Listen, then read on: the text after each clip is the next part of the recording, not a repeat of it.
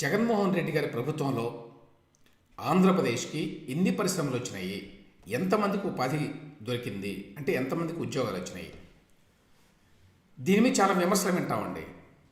కానీ ప్రభుత్వం వారు ఎప్పుడు కూడా బ్రహ్మాండంగా చేస్తున్నాం మేమని చెప్తున్నారు. ఇప్పుడు ప్రభుత్వం వారి లెక్కలే నా దగ్గర ఉన్నాయి. జగన్మోహన్ రెడ్డి గారి ప్రభుత్వంలో ఎన్ని పరిశ్రమలు ఏపీకి వచ్చినాయి, ఎంతమందికి ఉద్యోగాలు ఇచ్చారు అనేది వారే తెలియజేశారండి. ఇది ఒక ఆర్టీఐ అప్లికేషన్ ద్వారా వచ్చింది. ఆర్టీఐ అంటే రైట్ టు ఇన్ఫర్మేషన్ యాక్ట్.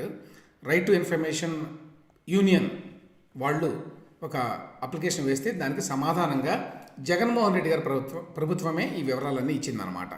దాని ప్రకారం జగన్ గారి అధికారంలో వచ్చిన నాటి నుంచి అంటే జూన్ 1, 2019 నుంచి ఇప్పటి వరకు అంటే వీళ్ళు ఈ సమాచారం ఇచ్చిన తేదీ 23/1/2024. వారు చెప్పిన దాని ప్రకారం అప్పటి నుంచి ఇప్పటి వరకు కూడా వైసీపీ ప్రభుత్వంలో 18 ఇండస్ట్రియల్ యూనిట్స్ వచ్చినాయండి.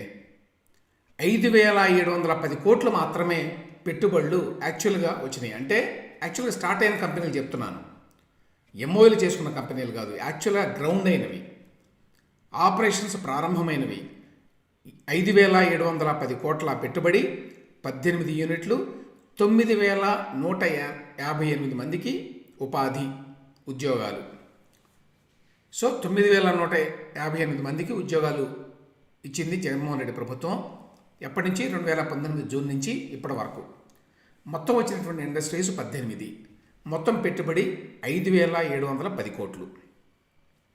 గతంలో 2014 నుంచి 19 వరకు చంద్రబాబు నాయుడు గారి హయాంలో ఎన్ని పరిశ్రమలు వచ్చినాయి, అంటే ఎన్ని యాక్చువల్గా గ్రౌండ్ అయినాయి, ఇది కూడా జగన్మోహన్ రెడ్డి గారు అధికారంలోకి వచ్చిన కొత్తల్లో ఒక వైట్ పేపర్ ఇచ్చారండి. శ్వేతపత్రం అంటారు కదా, వైట్ పేపర్లో వాళ్ళే ఇచ్చిన వివరాలు అవి చెప్తున్నాను నేను.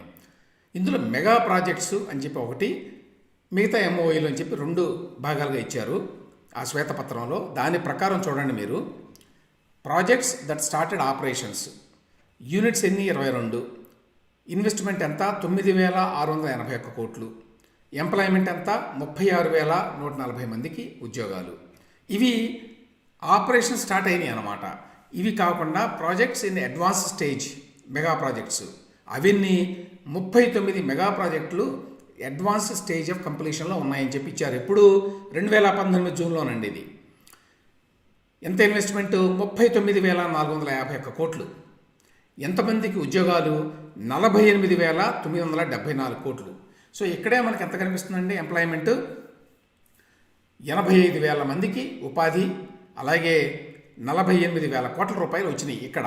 ఇది కాకుండా మెగా ప్రాజెక్ట్స్ కాకుండా మామూలు ప్రాజెక్ట్స్ ఇవి కూడా వాళ్ళు చెప్పిన దాని ప్రకారం ఆపరేషన్ స్టార్ట్ అయినవి 45, ఇన్వెస్ట్మెంట్ అంటే పెట్టుబడులు ఎంత? అందులో 22,628 కోట్లు, 22,628 కోట్లు.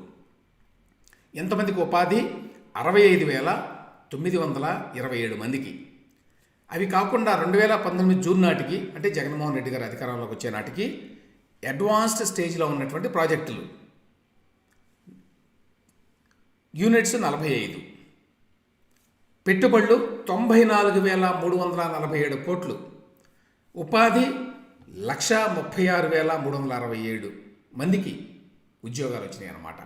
ఇక్కడే ఎంత అయినాయండి ఇవే దాదాపుగా మరి 2 లక్షల మందికి ఇక్కడ ఉపాధి, అలాగే 1,10,000 కోట్ల రూపాయల పెట్టుబడి. ఇవి 2 కలిపితే మీకు ఎంత అయినాయండి?